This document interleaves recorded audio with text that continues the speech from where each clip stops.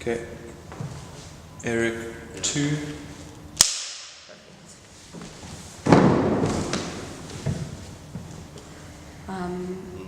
What inspired you to make the Cape of Good Humor? The first documentary. Yes. Well, I mean, I personally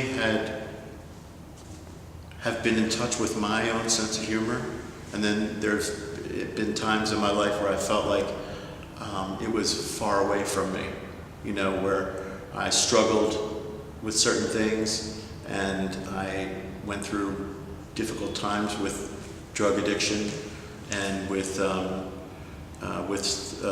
illness and with HIV, and it was difficult times to laugh about. But I always knew that coming back, you know, people finding your sense of humor, keeping your sense of humor, remembering you have a sense of humor, because it's so healing, you know. And that was one of the reasons why I wanted to do that, because I'm, you know, in a different place in my life, and it was really important for me to share that, you know, and then hear about other people talking about how they felt about the gift of laughter, you know. And like I said, you know, I think South Africans do have a bit of innocence and a bit of sweetness and some, I don't know, there's just something a little bit naive and refreshing about people here. They don't seem to be caught up with the rest of the world. And there's something really beautiful about that, you know. That was what attracted me to here. You know, and I realized that, you know, wow, I have South African blood, you know. I have South African blood, and you know, coming here to South Africa, for me, it was all about, like, there was a piece of my identity that was missing. And when I came here, I really felt connected to life here, you know? I really felt that there was a piece of me that was being fulfilled, you know, on many different levels, spiritually, emotionally, you know, creatively, and you know, after being here for a while, you know, like I said, one of the things that really bothered me a great deal was, you know, it's 2015, and you know, there is this sense of freedom here after apartheid ended. It's 21 years of democracy now, but when I saw that little boy that asked me for food, and I wondered why he was on the street and no one was taking care of him, I started to think more and more about who's being taken care of on a larger scale. Are people really being taken care of here in this country? You know, and where is their voice? Is anyone listening to them? You know, people that are struggling with poverty and lack of education and addiction,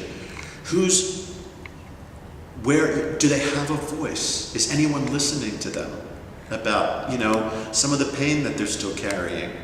And I think that, you know, when we started shooting this documentary and going down into the CBD and talking to kids on the street and hearing about their lives, I wanted to hear about who they were. You know, it's really easy to walk by people, to walk by these kids, and they ask for money, and you either ignore them and say no, or you give them something and you keep going. I wanted to pause. I wanted to find out about their lives. I mean, these are little kids, and they have, and they're, where are they? What kind of future do they have? You know? Do they have a future? Does anybody care? And, you know, it's really, because I feel like, you know, we walk by these kids every day. We see them everywhere, you know, and you see homeless people, but especially the kids, you know, because they are so innocent and they're not being nurtured, you know. And where does that nurturing come from? Where does it come from?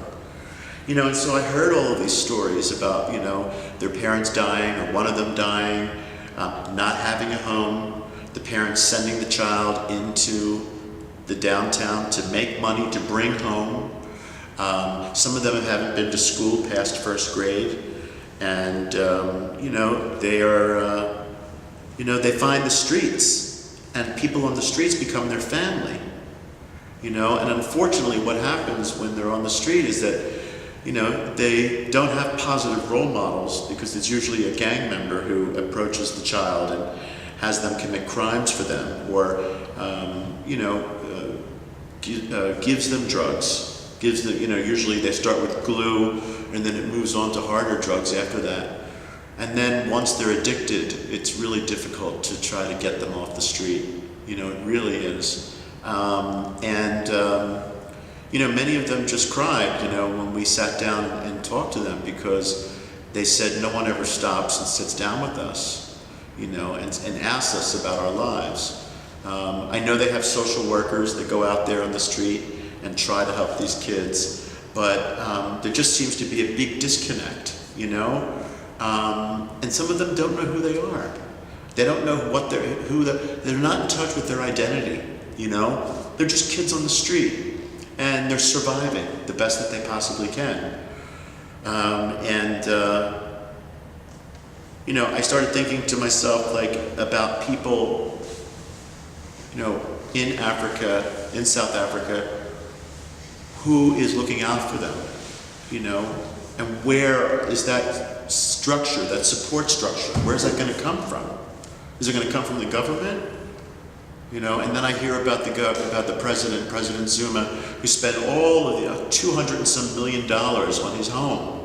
And I think to myself, wow, where could that money have gone? All these people still displaced, without homes, or some sort of shack that they live in. And,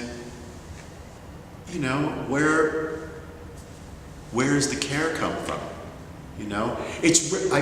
I found that for myself, we all need to have people that take time to mentor us or tell us that we're capable of doing good things, and people that uplift us, and you hear a lot of these kids talking about God, and then, they still have some little remote bit of faith.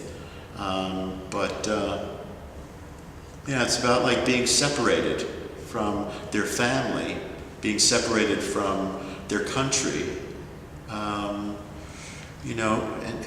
where, you look at a net like this, I always feel like there's just so much healing that still needs to take place. And I think a lot of people, like I said when I first came to visit, it just, there's a new democracy. There's a constitution, and it's one of the best constitutions, and all those things are very positive. But people are still carrying a lot of pain from apartheid, from the struggle, and then you to look up to a government and say, wow, is this government really looking out for my best interest? Are these people looking out for my best interest? And you see people protesting, and you see people taking down statues, and symbols of things that they no longer want to look at. About Cecil John Rhodes, and did I say that? Yeah. Cecil John Rhodes, and taking down that statue because it symbolized some type of oppression for them. That coloreds and blacks couldn't go to a school at one time. And be educated, and people want to be educated today. They want to be, they want to be cared for, and I think there's just so I think for me the thing is, it starts with the kids. They're being neglected. These kids are being neglected, and they're out there on the street, and but it just speaks to something much bigger, and that is, are a lot of people in this country being neglected?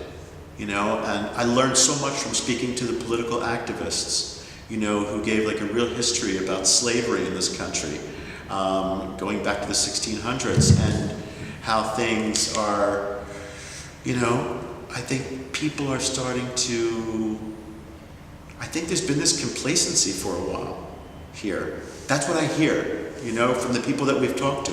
There's this kind of complacency that we're a free country, there's a new democracy, but it just, people are being too quiet. And I think in 2015, you know, you're starting to see some rumblings of people speaking up about things that have not changed yet, things that have not changed. And there are wounds that need to heal, you know. Yeah, and it really is about, like, you know, finding out, you know, I think in a democracy it's about finding out, getting in touch with your own strengths, doing something about, you know, with those strengths, and then motivating others, people around you, you know. And there's so many good people here in this country. I mean, there are some incredibly strong human beings, kind, loving people that help each other, the NGOs, the people that go out into the streets and try to help these kids. But there needs to be more, you know. I just feel like, you know, if there was a kid on the street in the United States, a little boy that was wandering around dirty, you know, under the age of 10, I mean, there would be police and people gathered around finding out where their parents were, you know, and that child would be taken and put into protective care right away. It wouldn't even be a question. And, you know, I don't see that happening here, you know. They just wander and they just walk by. These little kids are just out there every day, you know. Yeah, well, Okay. Rambling. It's fine. We're gonna take as much as we can from Okay. that. Should we cut this? Yes, okay.